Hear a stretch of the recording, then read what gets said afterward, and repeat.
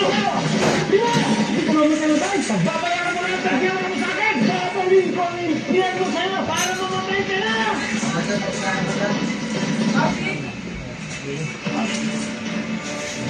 Paul! Dapat pa tayo na paano mangyari itong ating asawa. Pasensya ka na, anak. Ganitong klase. Tapos hindi ka napasok mo. Hindi ako. Dahil mas magaling sinubukas ako sa ibang babae. Di ako kumain.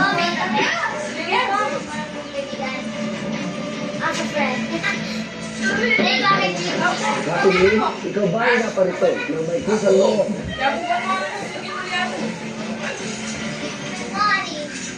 Kabayo? Huwag ko na mabalat sila sa saglit. Hindi na kaya.